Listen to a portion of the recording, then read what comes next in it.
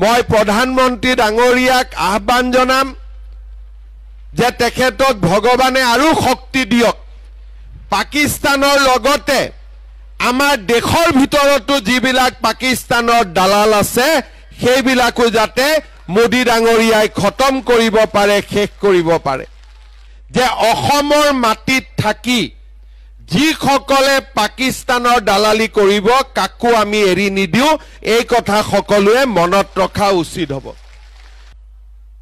Attari border দি গৈ পেলাই পাকিস্তানত 15 দিন সৰকাৰক নুকুৱাকৈ থাকি আহিছে তাৰো ৰেকৰ্ড অসম সৰকাৰৰ ওচৰত আছে যে তোৰ ধৰ্ম কি আগতে কেতিয়াও সন্ত্ৰাসবাদীয়ে ধৰ্ম বিচাৰ কৰি মানুহক মৰা নাছিলে প্ৰথমবাৰ আমি দেখিছো যে কোনোবাই যদি কৈছে মই হিন্দু নিজৰ পত্নীৰ আগতে গিৰিয়েকক গুলি মাৰি হত্যা কৰা হৈছে আপোনালোকে একেদিন টিভিত দেখি আছে কি হিন্দু হোৱাটো দুখৰ কথা হ'ব পাৰে নেকি আজি ভাৰতবৰ্ষত 5000 বছৰৰ পৰা হিন্দু আছে চন্দ্ৰ সূৰ্য থকালৈকে হিন্দু থাকিব এই হৈছে সত্য আৰু চিৰন্তন সত্য কাশ্মীৰৰ পেহেলগামত পাকিস্তানী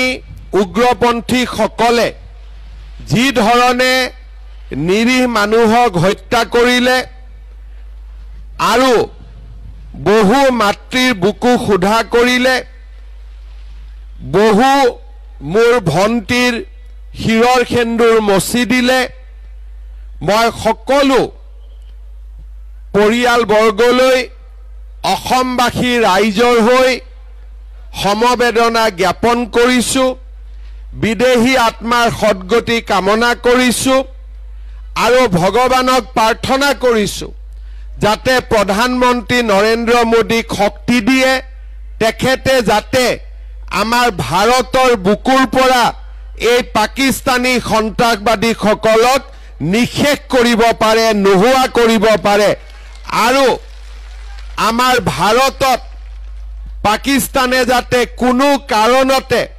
সন্ত্ৰাসবাদ চলাব নোৱাৰে তাৰ বাবে কঠোৰ ব্যৱস্থা গ্ৰহণ কৰিবৰ বাবে মোদী ডাঙৰীয়াক যাতে শক্তি দিয়ে তাৰ লগে লগে মই প্ৰধানমন্ত্ৰী ডাঙৰীয়াক আহ্বান জনাম যে তেখেতক ভগৱানে আৰু শক্তি দিয়ক পাকিস্তানৰ লগতে আমাৰ দেশৰ ভিতৰতো যিবিলাক পাকিস্তানৰ দালাল আছে সেইবিলাকো যাতে মোদী ডাঙৰীয়াই খতম কৰিব পাৰে শেষ কৰিব পাৰে যোৱা দুদিনমানত মই দেখা পাইছো কালি দেখা পাইছো যে আমাৰো কিছুমান দুই এজন মানুহে ইনডাইৰেক্টলি পাকিস্তানৰ সমৰ্থনতে ফেসবুক হোৱাটছআপ বা পোস্টিং কৰা মই দেখা পাইছো মই এটা কথাই ক'ব খুজিছো যে অসমৰ মাটিত থাকি যিসকলে পাকিস্তানৰ দালালি কৰিব কাকো আমি এৰি নিদিও এই কথা সকলোৱে মনত ৰখা উচিত হ'ব এৰি দিব লাগে নেকি হি লাগিলে যিমানে ডাঙৰ মানুহ নহওক কিয় যিসকলে পাকিস্তানৰ দালালি কৰে তেওঁলোকক আমি কেতিয়াও এৰি দিব নোৱাৰো যোৱা কালি মই গোলাঘাটত আছিলো যোৰহাটত আছিলো তাতে মই সাংবাদিকক কৈছিলো যে আমাৰ অসমত কংগ্ৰেছ দলৰ 3 জন সংসদ আছে ইয়াৰ ভিতৰত এজনে আটাৰী বৰ্ডাৰ দি গৈ পেলাই পাকিস্তানত 15 দিন সৰকাৰক নুকুৱাকৈ থাকি আহিছে তাৰো ৰেকৰ্ড অসম সৰকাৰৰ ওচৰত আছে আৰু এই ধৰণৰ ব্যক্তিক আমি ক্ষমাও নকৰো আৰু এনে ব্যক্তিৰ বিৰুদ্ধে আমি কঠোৰৰ পৰা কঠোৰতম ব্যৱস্থা লম এই কথা আজিয়ে মই ক'ব বিচাৰো শ্ৰদ্ধাৰ ৰাইজ মোদী ডাঙৰীয়াক আমি শক্তিশালী কৰিব লাগিব অমিত শাহ ডাঙৰীয়াৰ হাত শক্তিশালী কৰিব লাগিব যাতে আমাৰ ভাৰতত আমি এক নিৰাপদ পৰিৱেশ সৃষ্টি কৰিব পাৰোঁ সকলো ধৰ্মৰ লোকে মিলা প্ৰীতিত থাকিব পাৰে আৰু সকলোৱে মিলিজুলি থাকিব পাৰে যোৱা পৰহি দিনাখন কাশ্মীৰত বন্দুক লোৱাৰ আগতে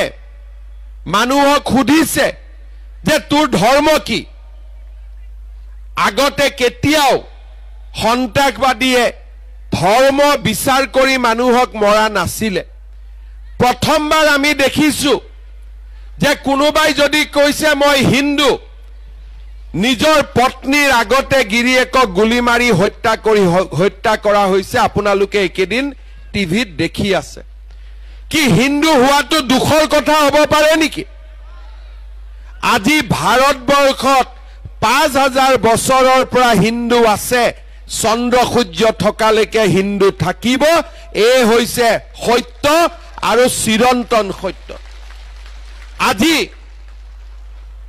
আমি যদি সন্ত্ৰাসবাদৰ ভয়ত কাশ্মীৰ যাব নোৱাৰো সন্ত্ৰাসবাদৰ ভয়ত যদি অসম আহিব নোৱাৰো উত্তৰ পূব যাব নোৱাৰো তাক আমি কেতিয়াও মানি ল'ব নোৱাৰো আৰু সেই কাৰণে সন্ত্ৰাসবাদৰ বিৰুদ্ধে আমি হিন্দু মুছলমান সকলোৱে একেলগে যুঁজিব লাগিব ভাৰতত সন্ত্ৰাসবাদে যাতে মূৰ দাঙি উঠিব নোৱাৰে তাৰ বাবে সকলোৱে আমি একেলগে কাম কৰিব লাগিব শ্ৰদ্ধাৰ ৰাইজ আজি আপোনালোকে দেখা পাইছে বিজেপি দলৰ শাসনত হিন্দু মুছলমান খ্ৰীষ্টিয়ান সকলো আজি নিৰাপদে আছে এতিয়া যেতিয়া আমি চৰকাৰী আঁচনি দিওঁ আমি সকলো ধৰ্মৰ লোকক দিওঁ আমি কেতিয়াও নুখুধো যে তুমি মুছলমান তুমি অৰুণোদয় নোপোৱা এনেকুৱা কথা আমি কওঁ নেকি আমি কেতিয়াবা কওঁ নেকি তুমি মুছলমান মানুহ তুমি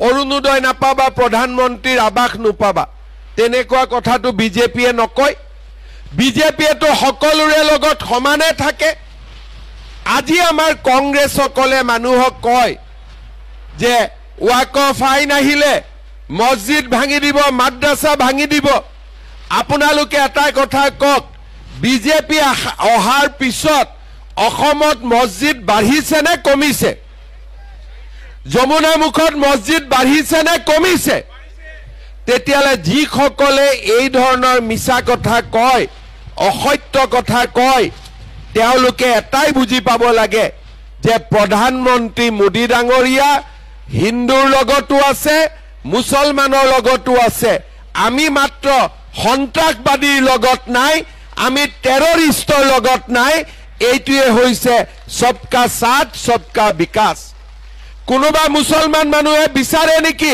যে সন্ত্ৰাসবাদী ভাৰতত থাকক কোনোবাই বিচাৰে নেকি কোনোবা হিন্দু মানুহে বিচাৰে নেকি সন্ত্ৰাসবাদী ভাৰতত থাকক কোনোবাই বিচাৰে নেকি আৰু এটা কথা আজি আপোনালোকে উল্লেখ কৰিব বহুত ডাঙৰ কথা মই কৈছো আমাৰ ৰাহুল গান্ধীয়ে হিন্দু ধৰ্মৰ মানুহবিলাকক ভাগ কৰে তুমি ওবিসি তুমি এসটি তুমি এসসি তুমি জেনাৰেল কিন্তু কালি যেতিয়া পেহেলগামত বন্দুক ললে সন্ত্ৰাসবাদীয়ে সুধিলে কি তুমি হিন্দু কাকুটো সুধা নাই তুমি কি এসসি তুমি কি এসটি তুমি কি ওবিসি হিন্দু বুলি কোৱাৰ লগে লগে তাক গুলিয়াই মাৰি দিলে হয় না নহয় তাৰ মানে আমাৰ সন্মুখত জাতপাতৰ ৰাজনীতি নহয় एक है हम लोग सेव है एक रहेगा तो सेफ रहेगा হয় না নহয় গতিকে আমি সকলোৱে এক হৈ থাকিব লাগিব ভাৰতক শক্তিশালী কৰিব লাগিব আৰু পাকিস্তানৰ দৰে দেশক বাংলাদেশৰ দৰে দেশক আমি কঠোৰ শাস্তি দিব লাগিব শ্ৰদ্ধাৰ ৰাইজ পঞ্চায়ত ইলেকশন আহি আছে প্ৰত্যেকটো ইলেকশন আমাৰ বাবে গুৰুত্বপূৰ্ণ এই বছৰ বহাগ হৈ গল অহা বহাগলৈকে আপোনালোকে দুটা ডাঙৰ ভোট দিব লাগিব এটা ভোট যে আমাৰ পঞ্চায়ত কোন হ'ব জিলা পৰিষদ কোন হ'ব আঞ্চলিক পঞ্চায়ত কোন হ'ব আৰু লাহেকৈ এই বছৰৰ ভিতৰতে আপোনালোকে এপ্ৰিল মাহত অহা বছৰ এপ্ৰিল মাহত অসমত চৰকাৰ কোনে কৰিব তাৰ কাৰণেও আপোনালোকে ভোট দিব লাগিব তাৰ মানে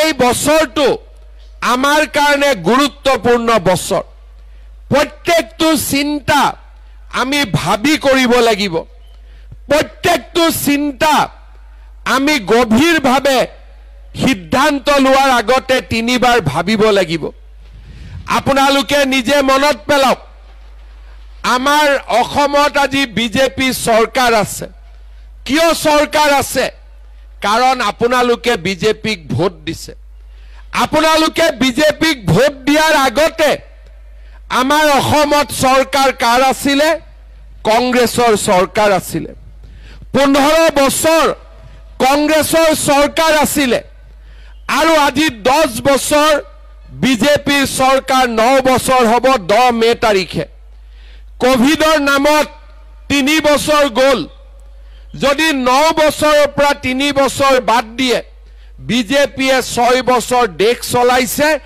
কোভিডৰ সময়তো আমি আপোনালোকক কেনেকে সেৱা কৰিছিলো তাক আপোনালোকৰ আজিও মনত আছে ঘৰে ঘৰে ভ্যাকচিন আইসিইউ মেডিকেল অক্সিজেন আমি অসমত আটাইতকৈ ভাল কৰি কোভিডৰ সময়ত ৰাইজক সেৱা কৰিছিলো 6টা বছৰত আমি কৰা কামৰ কংগ্ৰেছৰ লগৰ সময়ত আপোনালোকে তুলনা কৰক কংগ্ৰেছৰ সময়ত কি আছিলে অসমীয়া বঙালীৰ মাজত কাজিয়া গুৰখা লোকসকলক বিদেশী অসমীয়া জনজাতীয় লোকসকলৰ মাজত কাজিয়া জাতি উপজাতিৰ মাজত মিলাপ্ৰীতি নাছিলে কংগ্ৰেছৰ দিনত ধুবুৰী গোৱালপাৰা ধুবুৰী কোকৰাঝাৰ উদালগুৰিত আনকি মুছলমান লোকসকলকো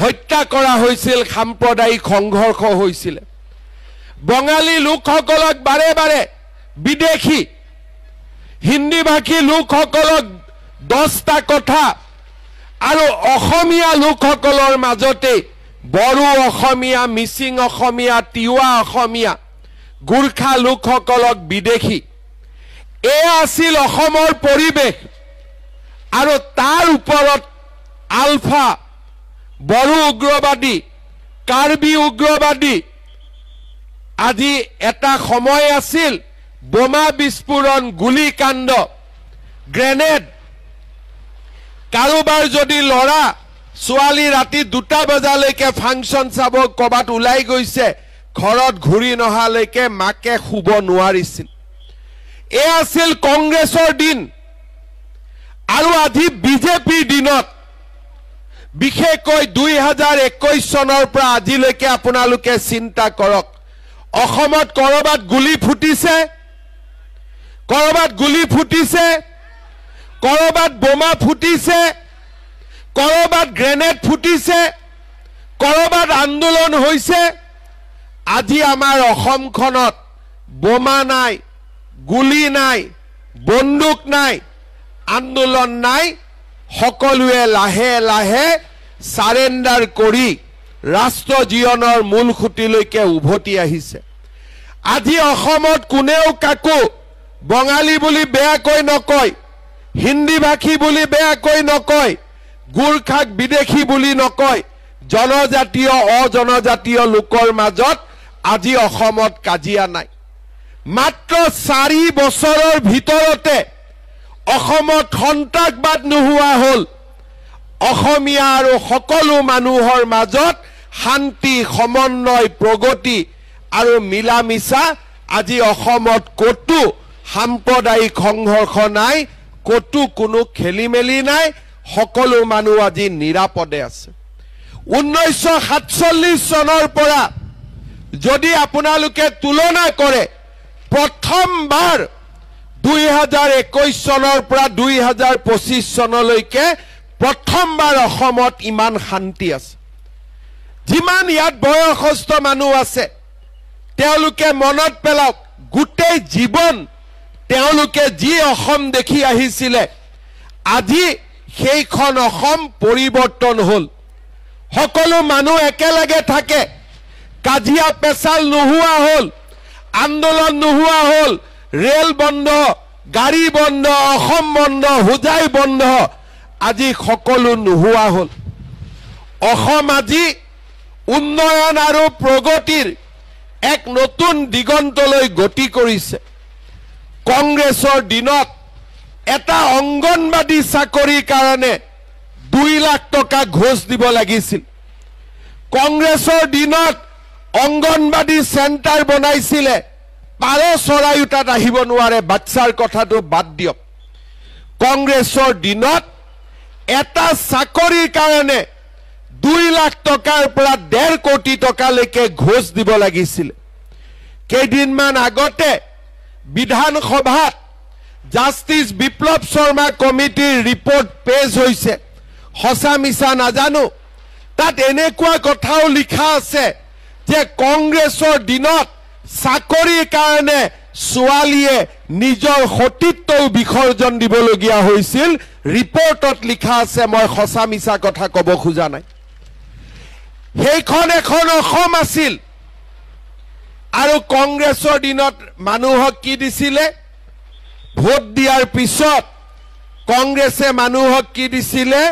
লুঙ্গি ধুতি খুটা আঠুৱা আৰু কম্বল আমাৰ হিন্দু মানুহে কয় নহয় যে পূজাত পঞ্চামৃত লাগে না নাই পঞ্চামৃত লাগে না নাই কংগ্ৰেছৰ পঞ্চামৃত কি আছিলে লুঙ্গি ধুতি খুটা আঠুৱা কম্বল এনেকে মিটিং হ'ব ট্ৰাকত খুটা থাকিব মহিলাসকলক এনেকে এনেকে খুটা দলি মাৰি দিব কোনোবাই পালে যদি পালে তাৰ ওপৰতে এগৰাকীৰ ওপৰত এগৰাকী জপিয়াই পৰে বেলেগ বাদ দিয়ক তৰুণ গগৈ সমষ্টি তিতাবৰতে মহিলাসকলে খুটাৰ কাৰণে এজনৰ ওপৰত এজনে জপিওৱা মই নিজে চকুৰে দেখা পোৱা মোৰ আজিও মনত আছে আজি আপোনালোকে চিন্তা কৰক আজি বিজেপিৰ দিনত ধুতি গ'ল লুঙ্গি গ'ল কম্বল গ'ল আঠুৱা গ'ল খুটা গ'ল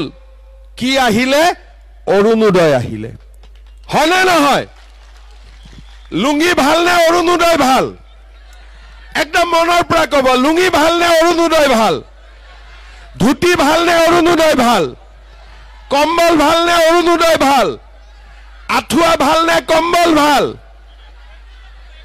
ঠিক আছে আপোনালোকক মই সুধিছো মই লুঙ্গি 1000 দিম অৰুণোদয় 1000 দিম কাক কাক লুঙ্গি লাগে হাত ডাঙক কাকো নালাগে আৰু অৰুণোদয় দিম কাক কাক লাগে সবকে লাগে লুঙ্গি লাগে কোনোবাটো আছে আচ্ছা লুঙ্গি নালাগে ধুতি লাগা কোন আছে আচ্ছা ধুতিও নালাগে খুটা লাগা কাৰ কোন আছে লাগিব কম্বল কাক লাগিব আঠুৱা কাক লাগে তাৰ মানে আপোনালোকক কি লাগে অৰুণোদয় লাগে নিযুত মইনা লাগে আপোনালোকক মহিলা উদ্যমিতা লাগে হয় নে নহয় মই ঠিক কৈছো না নাই যদি আপোনালোকৰ লুঙ্গি নালাগে তেতিয়ালেতো কংগ্ৰেছকো ভোট দিব নালাগে কাৰণ কংগ্ৰেছক ভোট দিলে অৰুণোদয় যাব আউট ইন হ'ব লুঙ্গি অৰুণোদয় বাহিৰ লুঙ্গি ভিতৰ নিযুত মইনা বাহিৰ ধুতি বাহিৰ ভিতৰ লুঙ্গি আৰু ধুতি যাক লাগে হি কংগ্ৰেছক ভোট দিব ঠিক আছে যাক বিনামূলীয়া চাকৰি লাগে যাক অৰুণোদয় লাগে যাক নিযুত মইনা লাগে হি কাক ভোট দিব অলপ ডাঙৰ কৰি কক মোৰ কানখন ৰাতিপুৱাৰ পৰা ভাল কৰি শুনাই নাই মই কাক ভোট দিব বাস ইয়াৰ পিছত আপোনালোকে চিন্তা কৰক কংগ্ৰেছক ভোট দিলে আমি 5টা অমৃত পাম লুঙ্গি ধুতি খুটা কম্বল আঠুৱা এটো আমাক নালাগে হয় না নহয় গতিকে যি কংগ্ৰেছীয়ে অৰুণোদয় খুজে তাক আপোনালোকে কবাই বেটা তোক অৰুণোদয় কিয় লাগে তোৰ ঘৰত লুঙ্গি পঠাই দিম কিন্তু কংগ্ৰেছী বিলাকে বেছিকৈ লাইন লগায় অৰুণোদয় কাৰণে হয় না নহয় হয় না ভোট নিদিয়ে কিন্তু লাইন আগত লগায় তেতিয়া মই কৈছো তহঁতক যদি অৰুণোদয় লাগে তেলে বিজেপিক ভোট দে, লুঙি লাগিলে যদি কংগ্ৰেছক ভোট দে, হয় নে নহয়? মই কংগ্ৰেছৰ মানুহবিলাকক ক'ব খোজো যে আপোনালোকে হাতৰ ছবিটো বাদ দিয়ক, লুঙিৰ ছবিত ইলেকশ্যন উঠক। ঠিক কৈছো না নাই? তেওঁলোকে লুঙি ধুতিৰে ৰাজনীতি কৰিলে, আমি কি কৰিলো? শান্তি আহিলে, সমন্বয় আহিলে। আটাইতকৈ ৰাজনীতি কৰা মানুহে টকা ক'ত খাইছিলে? অসমত নিয়ম আছিলে যে ৰাজনীতি কৰা মানুহে চাকৰি নামতে বেছি টকা খাইছিলে, হয় নে নহয়? মোৰ দিনত মই 1.5 লাখ, এটা দুটা নহয়, 1.5 লাখ ল'ৰা ছোৱালীক চৰকাৰী চাকৰি দিছো। যদি মই 10 লাখ কৰি ললোহেঁতেন কিমান হ'ল বাদ দিয়ক। মাত্ৰ যদি মই শিলাদিত্য ৰামকৃষ্ণ শিবুক ক'লোহেঁতেন যে তোমাৰ সমষ্টি 10,000 ল'ৰাক চাকৰি দি মোক 1 লাখ কৰি উঠাই দিয়া, চব দিব ৰাজি থাকে নে নাই চাকৰিৰ কাৰণে? 1 লাখ, 1.5 লাখ চাকৰি 1 লাখ টকাকৈ ল'লে 1500 কোটি টকা মোৰ ঘৰত আহিলেহেঁতেন, আৰু বাকী তলত অলপ অলপ 20,000 30,000 আৰু ল'লেহেঁতেন। সাৰা বিজেপি মানুহৰ ঘৰত গাড়ীও হৈ গ'লহেঁতেন, বিল্ডিংও বনি গ'লহেঁতেন। কিন্তু আজি বিজেপি চৰকাৰে টকাৰ লোভ কৰা নাই। মোদী ডাঙৰীয়াই কৈছে দুৰ্নীতি হ'ব নোৱাৰে, চাকৰিৰ নামত আজি কোনো বাপৰ বেটাই তামোল এখনো ল'ব নোৱাৰে, এনেকুৱা আমি ৰাজনীতি কৰিছো না নাই? আজি প্ৰথমবাৰ অসমত দুখীয়া মানুহৰ ঘৰৰ লৰাই, চব্জি বেপাৰীৰ লৰাই, ঠেলা চালকৰ লৰাই, ৰিক্সা চালকৰ লৰাই আজি চাকৰি পাইছে। এই যে ডিউটি কৰিব আহে পুলিচৰ ডেকা সৰু সৰু ল'ৰা ছোৱালীবোৰ, সিহঁতক আপোনালোকে সুধিব তোৰ বাবাই কি কাম কৰে, তোৰ মাই কি কাম কৰে। চাকৰি কৰিব নতুনকৈ যিবিলাক ল'ৰা ছোৱালী জইন কৰিছে তেওঁলোকক সুধিব তোমাৰ বাবাই কি কাম কৰে, তোমাৰ মাই কি কাম কৰে। কোনো ধনী মানুহৰ ল'ৰা নাই, সকলো দুখীয়া মানুহৰ ল'ৰা ছোৱালীয়ে আজি বিজেপিৰ দিনত চাকৰি পাইছে। আপোনালোকৰ ল'ৰা ছোৱালীয়ে ভাল কৰি পঢ়া শুনা কৰক, আজি অসমত চাকৰিৰ কোনো অভাৱ নাই। এই চাকৰি হৈ গ'ল, নৱেম্বৰত মই আকৌ পুলিচৰ ইণ্টাৰভিউ, ফৰেষ্টৰ ইণ্টাৰভিউ মই আকৌ উলিয়াব গৈ আছো। তাৰমানে প্ৰত্যেক বছৰে চাকৰিৰ ইণ্টাৰভিউ চলি থাকিব, ল'ৰা ছোৱালীয়ে পাই থাকিব। এতিয়া যিবিলাকে চাকৰি নাপাব তেওঁলোকৰ কি হ'ব? মই এইটো সিদ্ধান্ত লৈছো যে যিসকল ল'ৰা ছোৱালীয়ে চাকৰি নাপাব, প্ৰত্যেক সমষ্টিত প্ৰত্যেক বছৰত 1,000 কৰি 5,000 ল'ৰা ছোৱালীক আমি 2 লাখ টকাকৈ দিম, যাতে ব্যৱসায় বাণিজ্য কৰিব পাৰে। বেংকৰো মৰ্টগেজ নালাগে, একো নালাগে, চৰকাৰৰ পৰা 2 লাখ টকা দিম, যাতে তেওঁলোকে ব্যৱসায় বাণিজ্য কৰিব পাৰে, আৰু ব্যৱসায় বাণিজ্য ভাল হলে পিছত বেংকৰ পৰাও লোন ল'ব পাৰে। আগতে অসমত কোনোবা এনেকুৱা কাম কৰিছিলে? কেতিয়াবা হৈছিলে? আজি 4 বছৰ নৰেন্দ্ৰ মোদীৰ শাসন কালত আমাৰ অসমত আগতে নোহোৱা নতুন নতুন কাম আজি হৈ আছে। যোৱাবাৰ এই ফিল্ডত মিটিং হৈছিলে আমাৰ লোকসভা ইলেকশ্যনৰ সময়ত। মই আপোনালোকক কৈছিলো যে এইবাৰ আৰু জিঅ' টেগিঙৰ কাৰণে আপোনালোকে টকা দিব নালাগে। এইবাৰ কোনে জিঅ' টেগিং কৰিলে? জীৱিকা সখী বাইদেউসকলে কৰিলে। টকা পইচা আগত 20-25 হাজাৰ লৈছিলে, এতিয়া যদি কিবা লৈছে চাহ একাপ খাইছে, কিন্তু কোনেও টকা পইচা এইবাৰ জিঅ' টেগিঙত লোৱা নাই। লৈছে নেকি টকা পইচা? সঁচা কথা ক'ব, লৈছে নেকি? যিসকলক কিবা কাৰণত জিঅ' টেগিং এতিয়াও হোৱা নাই, ইলেকশ্যনৰ পিছত নিজৰ জিঅ' টেগিং আমি নিজে কৰিব পৰা সুবিধা কৰি দিম, যাতে দুখীয়া মানুহৰ পৰা ঘৰৰ নামত কোনেও 1 টকা ল'ব নোৱাৰে। এইবাৰ পঞ্চায়ত ইলেকশ্যন হৈ যোৱাৰ পিছত পঞ্চায়তত জিকা মানুহক মই গুৱাহাটীত মাতিম, অমিত শ্বাহ ডাঙৰীয়াও থাকিব, আৰু এটাই ৱাৰ্নিং দিম, কোনোবাই যদি দুখীয়া মানুহৰ ঘৰৰ পৰা এটা টকাও লয় হি জেলত যাবই লাগিব 100%। 100% দুখীয়া মানুহৰ ওপৰত অত্যাচাৰ নহব। শ্ৰদ্ধা ৰাইজ, আজি আপোনালোকে চিন্তা কৰক, আগতে ৰেচন কাৰ্ড আছিলে। ৰেচন কাৰ্ড আগতে কোনে লৈছিলে? যিবিলাক বাংলাদেশী আহি ইহঁতে ৰেচন কাৰ্ড লৈছিলে যাতে মানুহক পুলিচে দিগদাৰ নকৰে, ভাৰতীয় নাগৰিক বুলি কয়। আজিকালি ৰেচন কাৰ্ড সেইবিলাক কামত নালাগে। এতিয়া ৰেচন কাৰ্ডত আমি কি পাওঁ? বিনামূলীয়া চাউল পাওঁ। আমি ৰেচন কাৰ্ডত হস্পিটালত 5 লাখ টকালৈকে বিনামূলীয়া চিকিৎসা পাওঁ। এইবাৰ মই আৰু এটা সুবিধা ৰেচন কাৰ্ডত দিব খুজিছো। কলেজত বিনামূলীয়া এডমিশনৰ কাৰণে আমাৰ ল'ৰা ছোৱালী যেতিয়া গাঁওবুঢ়াৰ ওচৰত যায়, মৌজাদাৰৰ ওচৰত যায়, SDC অফিচত যায়, ইনকাম চাৰ্টিফিকেট ওলাওঁতে টকা দিব লাগে। সকলোকে নালাগে, কিন্তু কমপ্লেইন আহি থাকে। এইবাৰ আমি নিয়ম কৰিছো, কলেজত ইউনিভাৰ্চিটিত বিনামূলীয়া নামভৰ্তিৰ কাৰণে কোনো প্ৰমাণ পত্ৰ ল'ব নালাগে, মাত্ৰ ৰেচন কাৰ্ড দেখুৱাই দিলে বিনামূলীয়া এডমিশন হৈ যাব। তাৰমানে ৰেচন কাৰ্ডত আমি কি পালো? বিনামূলীয়া চাউল পালো, বিনামূলীয়া চিকিৎসা পালো, বিনামূলীয়া নামভৰ্তি পালো। আৰু ডেট এটা লিখি ৰাখক, 1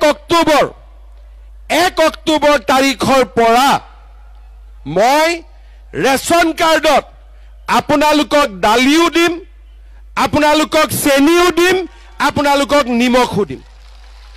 পুৰা ফ্ৰী নাপাব, বজাৰতকৈ 30 টকা কম দামত পাব। ঠিক আছে? আৰু এটা আপোনালোকক সুবিধা দিম। চাউল হৈ গ'ল, চেনি হৈ গ'ল, দালি হৈ গ'ল, নিমখ হৈ গ'ল, নামভৰ্তি হৈ গ'ল। এতিয়া আমাৰ আৰু এটা কাম আছে। গেছৰ চিলিণ্ডাৰৰ দাম কিমান? কিমান দাম? 950। কিমান? 1300 নহয়, 950। 1900। এতিয়া 1 অক্টোবৰৰ পৰা গেছৰ চিলিণ্ডাৰৰ দামো 300 টকা কমাই দিম। তাৰমানে আমি কি পালো? চাউল পালো, দালি পালো, নিমখ পালো, চেনি পালো, গেছৰ চিলিণ্ডাৰৰ দামো কমি গ'ল। যাৰ ঘৰত যাওঁ এতিয়া মোক ধুনীয়াকৈ ভাত খুৱাই দিব। সকলো সুবিধা আহি গ'ল। আমাৰ দুখীয়া মানুহৰ কাৰণে জীৱনটো বহুতখিনি সুবিধাজনক হ'ল। এতিয়া দুখীয়া মানুহে ক'ত আৰু পইচা দিব লাগে? ইলেক্ট্ৰিচিটিত। 1 এপ্ৰিলৰ পৰা ইলেক্ট্ৰিচিটিৰ দাম 1 টকা কমিছে। নৱেম্বৰ মাহৰ পৰা ইলেক্ট্ৰিচিটিৰ দাম আৰু 1 টকা কমাই দিম।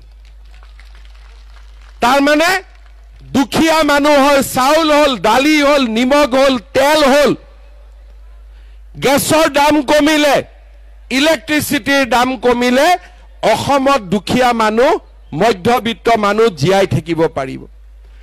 অৰুণোদয় আঁচনি, লামডিং, হোজাই, যমুনামুখ আমি প্ৰথমবাৰ দিছিলো 16,000 পৰিয়াল। তাৰ পিছত দিলো 23,000 পৰিয়াল। এতিয়া আমি দি আছো 37-38,000 পৰিয়াল। সবৰে কাগজ পত্ৰ হৈ গ'ল, ফৰ্ম ফিল আপ হৈ গ'ল। কিন্তু মোক বিধায়কসকলে কৈছে যে দুখীয়া মানুহ আৰু অলপ বাকি থাকি গ'ল। সেইবাবে মই হোজাই, লামডিং, যমুনামুখত অৰুণোদয় আৰু নতুনকৈ 4,000 চেংচন কৰি দিছো, যাতে সকলো দুখীয়া মানুহে অৰুণোদয় পাব পাৰে। মই আমাৰ কেণ্ডিডেটসকলক ৰিকুৱেষ্ট কৰিম, গাঁৱত যেতিয়া মিটিঙত যাব একটা বহি লৈ যাব। গৰীব দুখীয়া মানুহ আহি ক'ব মই অৰুণোদয় পোৱা নাই, নামটো লিখি ল'ব। লৈ এই লিষ্টটো মোক দি দিব। যিমান দুখীয়া মানুহে অৰুণোদয় পোৱা নাই, দৰকাৰ হলে মই বেলেগ চেংচন কৰি হলেও গৰীব দুখীয়া মানুহ সবকে অৰুণোদয় পোৱা ব্যৱস্থা মই কৰি দিম। ঠিক আছে? হ'ব? ঠিক কথা কৈছো। আৰু এটা মই নতুন কথা ক'ব খুজিছো। গেছৰ দাম কমিলে, অৰুণোদয় আহিলে 1250, ইলেক্ট্ৰিচিটিৰ দাম কমিলে, চাউল বিনা পইচাত পালো, দালি চেনি নিমখ কম দামত আহিলে লৰা ছোৱালীৰ পঢ়িবৰ বাবে নিযুত মইনা ছোৱালীৰ পঢ়িবৰ কাৰণে 11 গ্ৰেজুৱেট পোষ্ট গ্ৰেজুৱেট আমি 2,500 টকা 1,000 টকাৰ পৰা 2,500 টকালৈকে আমি বেংকৰ একাউণ্টত দিছো আমি দি থাকিম এইবাৰ আমি আৰু এটা কাম কৰিছো যিবিলাক লৰাই গ্ৰেজুৱেচন পাছ কৰিব বিএ পাছ কৰিব বিএসসি পাছ কৰিব পাছ কৰাৰ লগে লগে মাক বাপেকৰ পৰা টকা খুজিব হিয়তি লাজ কৰে কিন্তু ইন্টাৰভিউ দিব লাগে বাহিৰত যাব লাগে চাকৰিৰ কাৰণে ইন্টাৰভিউ দিব লাগে খৰচ লাগে সেই কাৰণে এইবাৰ আমি ঠিক কৰিছো যে যিমান লৰাই গ্ৰেজুৱেচন পাছ কৰিব 1 বছৰৰ কাৰণে তেওঁলোকৰ বেংক একাউণ্টত আমি 2,500 টকা কৰি প্ৰত্যেক মাহত আমি দিয়াৰ ব্যৱস্থা কৰিম যাতে 1 বছৰ নিজৰ ভৰিৰ ওপৰত নিজে থিয় হ'ব পাৰে দেউতাক মাকৰ পৰা টকা খুজিব নালাগে শ্ৰদ্ধা ৰাইজ মই আৰু এটা নতুন কথা ক'ব খুজিছো আমাৰ হোজাই যমুনামুখ লামডিং বিন্নাকান্দি আগত যমুনামুখ আছিল হোজাই বিন্নাকান্দি লামডিং দুখীয়া মানুহ বহুত আছে মেট্ৰিক পৰীক্ষা যেতিয়া দিব লাগে ধনী মানুহৰ লৰাইটো টিউচন লয় ধনী মানুহৰ লৰাই দোকানৰ পৰা ভাল নোট কিনি আনে পেন থাকে কাগজ থাকে দুখীয়া মানুহৰ লগত একো সুবিধা নাথাকে সেই কাৰণে এইবাৰ মই আৰু এটা সিদ্ধান্ত লৈছো যে যিমান লৰা ছোৱালীয়ে মেট্ৰিক দিব সবকে প্ৰত্যেক মাহত বেংক একাউণ্টত মই 300 টকা কৰি জমা দি থাকিম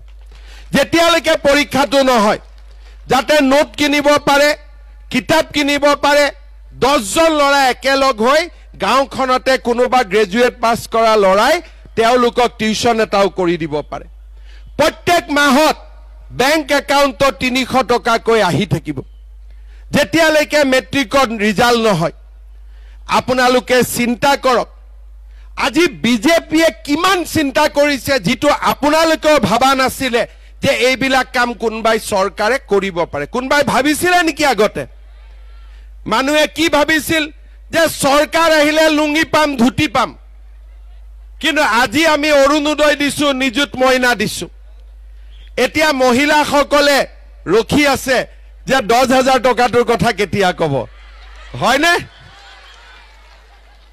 10,000 টকাটো লাগে না নাই একদম পাক্কা লাগে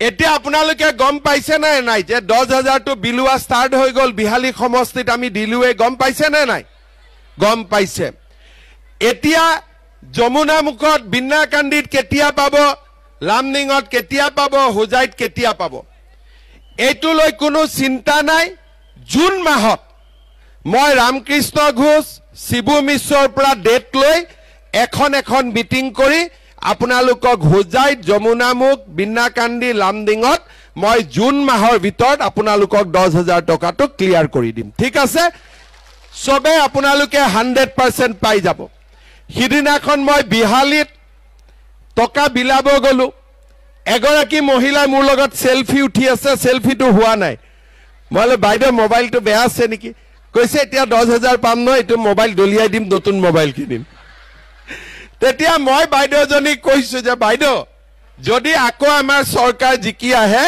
মহিলাসকলক মই এটা মোবাইল দি দিম এই 10,000 টকাটো আপুনি মোবাইলত নষ্ট নকৰিব এই 10,000 টকাটো ভাল কৰি খৰচ কৰিলে আপোনালোকৰ 3 দিনৰ ট্ৰেনিং হ'ব গাঁৱতে ভাল কৰি খৰচ কৰিলে আপোনালোকে 25,000 পাব 25,000 খৰচ কৰিলে তাৰ পিছত আপোনালোকে 50,000 পাব যিসকলক লাখপতি বাইদেউ হ'ব ইচ্ছা আছে তেওঁলোকে ভাল কৰি টকাখিনি খৰচ কৰিব যেতিয়া মই লামডিং হোজাই বিন্নাকান্দিত মিটিঙত আহিম তেতিয়া আপোনালোকক আমি ভাল কৰি এই আঁচনিটোৰ বিষয়ে বুজাই দিম টকাটোৰ কাৰণে চিন্তা কৰিব নালাগে বিলুৱা আৰম্ভ হৈ গল আপোনালোকক আমি বিলাই দিম ঠিক আছে সকলে বুজি পালে এতিয়া আৰু 10,000 টকাটো লৈ চিন্তা নকৰিব ঠিক আছে সবে বুজি পালে না নাই পালে বঢ়িয়া শ্ৰদ্ধাৰ ৰাইজ কংগ্ৰেছৰ চৰকাৰ কংগ্ৰেছৰ পঞ্চায়ত আহিলে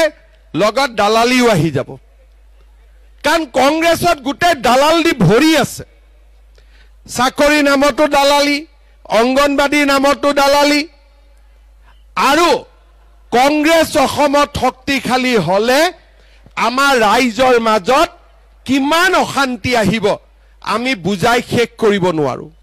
সেইবাবে শ্ৰদ্ধাৰ ৰাইজ, আপোনালোকক মই অনুৰোধ কৰিম, এই পঞ্চায়ত ইলেকশ্যনত আমি সকলোৱে যাতে ভাৰতীয় জনতা পাৰ্টিৰ প্ৰাৰ্থীসকলক ভোট দি জয়যুক্ত কৰে। আপোনালোক সকলোৱে এইবাৰ জানে, জিলা পৰিষদখিনি ওলাই দিছে, সকলোৱে জানে যে এইবাৰ গাঁও পঞ্চায়তত সদস্য পদত পাৰ্টি টিকেট নাই। তাৰমানে সদস্যত যাক ভাল পায় আপোনালোকে ভোট দিব। 2-3 জন উঠিছে, এজন কংগ্ৰেছো থাকিব, কংগ্ৰেছটো কিন্তু ভোট নিদিব, ভোট অকল বিজেপিক দিব। ঠিক আছে, যোনে পছন্দ হয় বিজেপিক দিব, কিন্তু চিম্বল বিজেপি নাথাকে, পদুম নাথাকে, বেলেগ বেলেগ চিন থাকিব। কিন্তু আঞ্চলিক পঞ্চায়ত আৰু জিলা পৰিষদ এই দুইটাতে আপোনালোকে পদুমত ভোট দিব, য'ত পদুম নাথাকে তাত হাতীৰ ছবিত ভোট দিব। ঠিক আছে, বুজি পাইছে না নাই আপোনালোকে? আঞ্চলিক পঞ্চায়ত আৰু জিলা পৰিষদত বিজেপি এজিপি, মেম্বাৰত আপোনালোকে যাক ভাল পায় তাক ভোট দিব, কিন্তু তাৰ মাজতো বিচাৰি বিচাৰি বিজেপি সকলকে ভোট দিব। বুজি পালে কথাখিনি? আপোনালোকক মই পঢ়ি দিছো।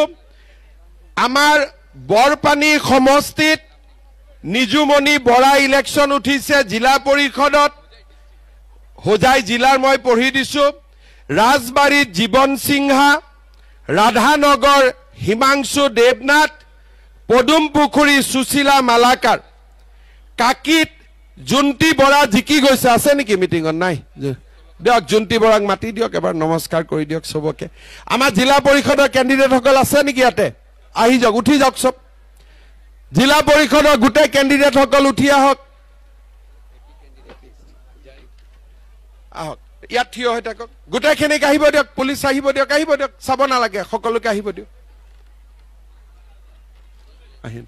প্ৰথমতে কাকিত আমাৰ আনকণ্ঠে জিকিছে জুন্তি বৰা। এটা হাত চাপৰি বজাই দিয়ক, অলৰেডি জিকি গ'ল। ঠিক আছে দিয়ক, ভাল নহয় খবৰ।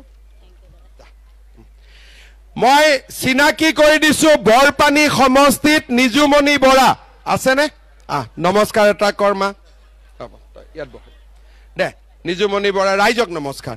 ঠিক আছে, ৰাইজ ভোট দিব দেই, দিব নে নাই? ঠিক আছে। ৰাজবাৰীত জীৱন সিংহা জিকিব নে নাই? জীৱন জিকিব, বহুত বহুত ধন্যবাদ। ঠিক আছে। ৰাধানগৰ হিমাংশু দেৱনাথ, আহক সকলোৱে হাত চাপৰি বজাওক, বঢ়িয়া।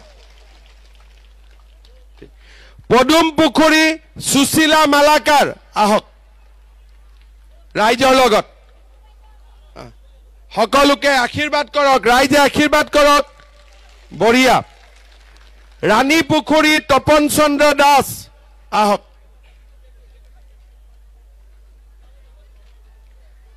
সকলোৱে হাত চাপৰি বজাওক, তপন চন্দ্ৰ দাস।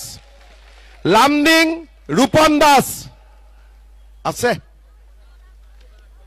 তলত আছে, ঠিক আছে। মুৰাজাৰ ফাতিমা বেগম, আহক।